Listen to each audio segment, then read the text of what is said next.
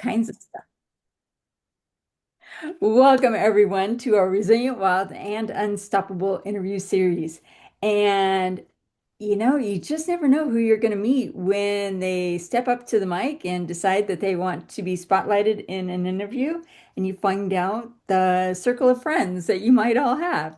So I encourage you to get out there, and you are going to want to know Annie and everything that she's up to because she sounds fabulous, and I've only talked to her for a short period of time so far. So I want you to meet Annie. And today, yeah, she's going to have some powerful information for you that you are going to want to listen to.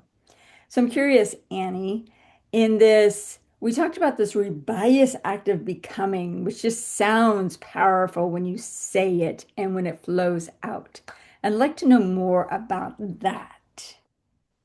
So it's this has been my path for 10 years. I'm a metaphysical trauma researcher, which means something like kind of fringy to most people because it's not a common profession. And yet it is probably one of the most rewarding things I've ever, no, it is the most rewarding thing I've ever done in my life. But I didn't know that at the time. When this all started, the cracking and the breaking and the birthing, I was 4 days into a deployment. And my senses all just turned up. If most people are like a level one, maybe they're sensitive and they're a level two, I was somehow turning into a level eight. So I was hearing things and seeing things, which defies most people's belief system.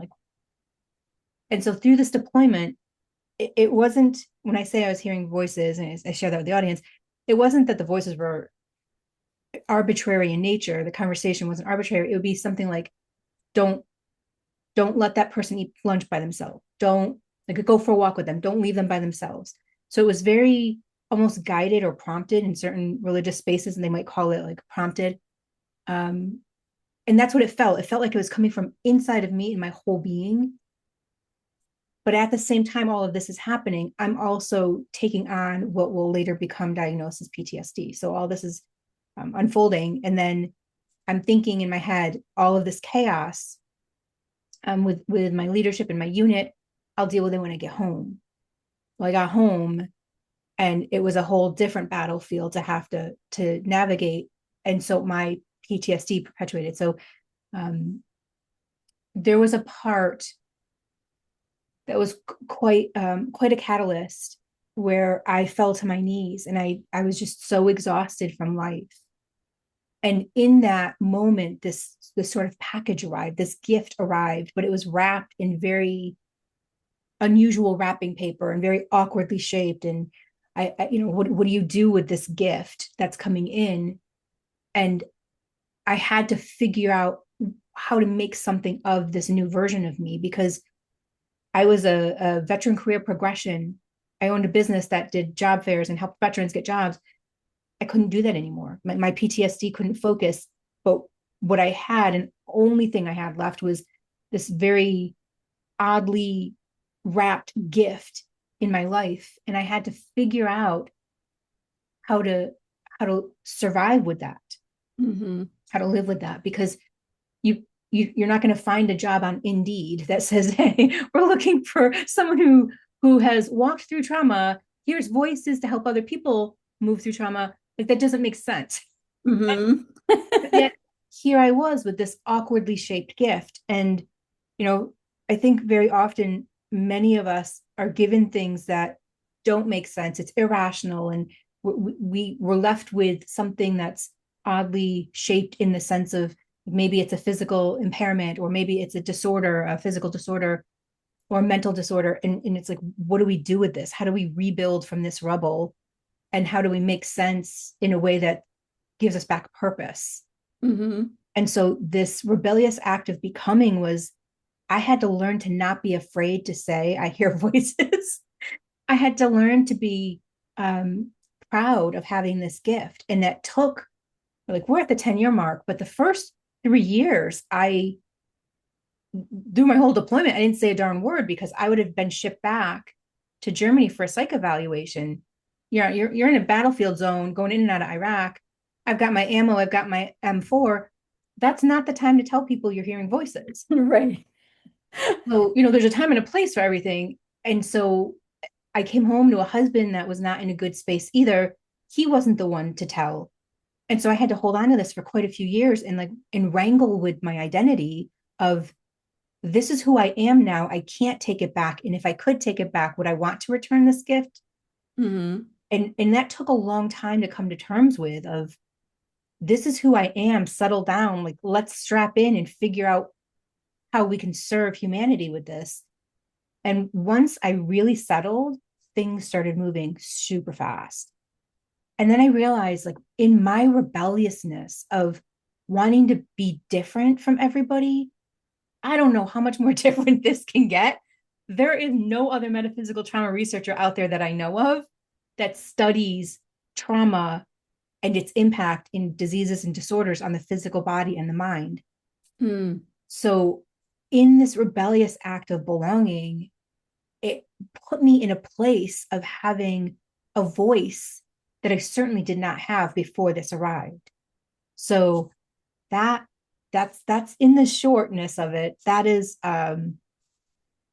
it has been one of the most rebellious things I've done in my life. I can see that. And I have this vision of here I am and I hear voices. And when I hear that, though, at the same time, it almost feels like it's more of an intuitive voice versus some that are more of the psychic medium, um, voices from beyond.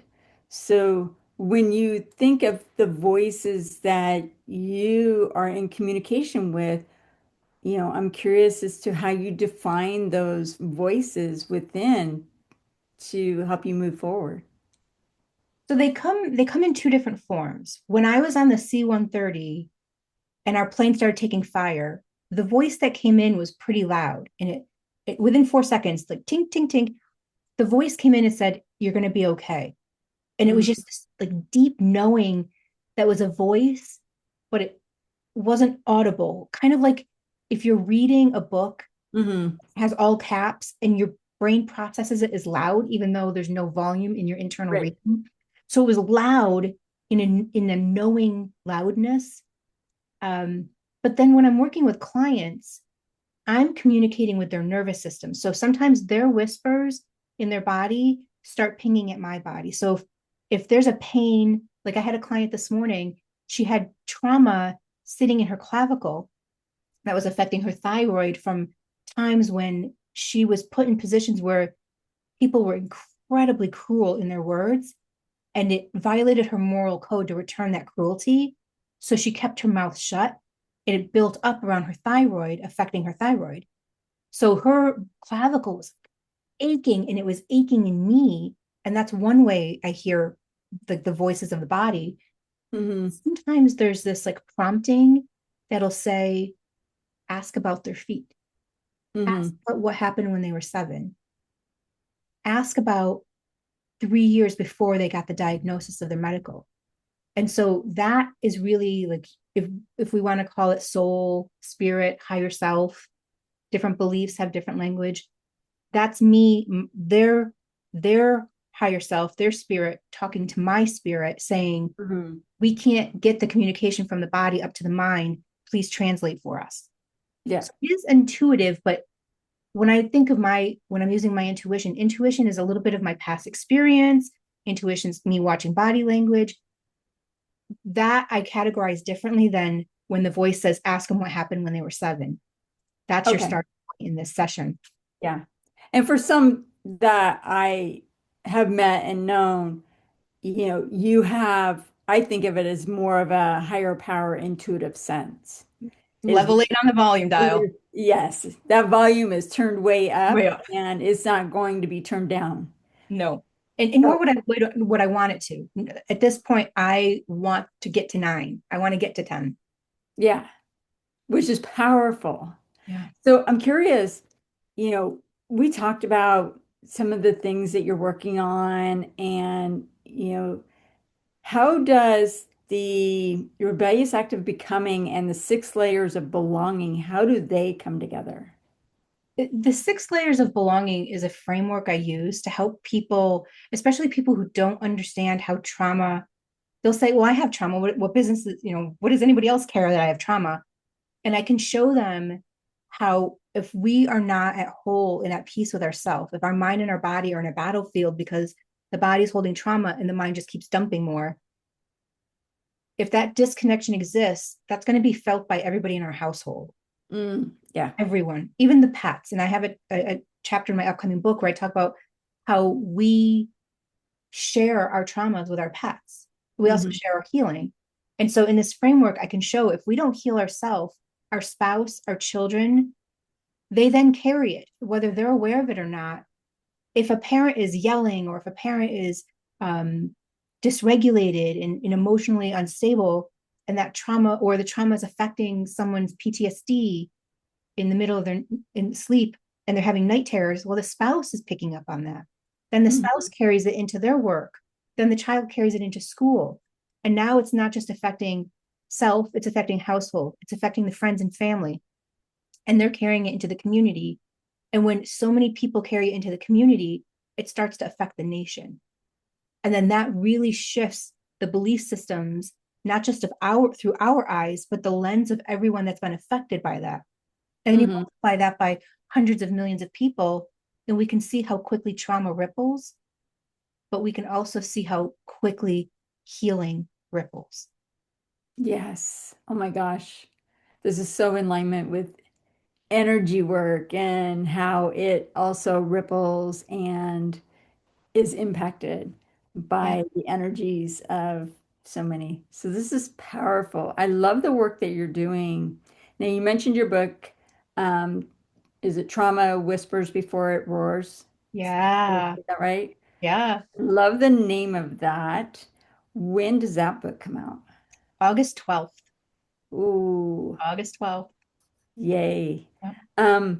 What, you've mentioned so many good things. I'm curious with the coming back and kind of circling back on this rebellious act of becoming and then the layers of belonging. What are some maybe guidance for people to really understand that you would be a great person and for them to reach out to talk to what are those signs that they may be experiencing to know, oh, I need to talk to Annie about what's going on with me.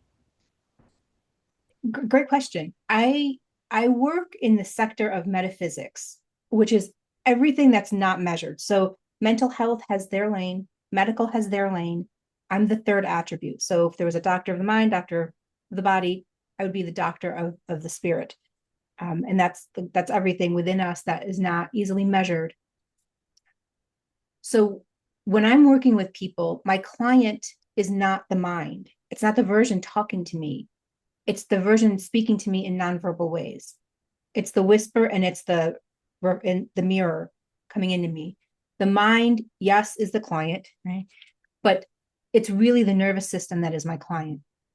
So when people are moving through trauma, especially if they're going through trauma through like mental health professional, and and they're needing a supplement, they're needing this extra support with the nervous system with someone that is trained in heavy attunement, high sensitivity attunement, high sensitivity nervous system alignment.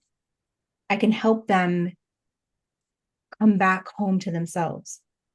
And it also works with people who are going through medical channels who are like the doctors just don't understand what's going on with their symptoms. The lab work looks fine. There's no indicator.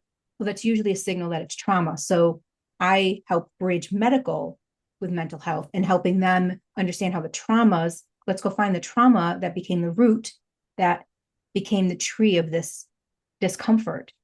And I help them move through that trauma using metaphysical modalities. Okay. All right. Um, yes.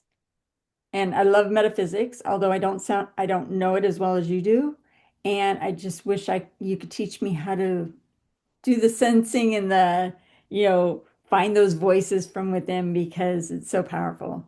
It's Any not even thoughts? metaphysics, though. it's really just things we haven't been taught yet, because eventually Right. everything in metaphysics becomes physics once we better understand it. Yes. Yes. And I'm still studying it. It's that deep work of emotional understanding Yeah, that I want to kind of grasp onto a little more than what I have in the past because it's powerful. that would be my client. Like someone who wants to feel their body, feel their own energy field. And I can show each person how to do that. Oh, Yeah. Yeah, so it's wild. you're like, my ears are like, what? You can show us? Hmm. Is that the class that you teach? I usually do that at retreats and workshops.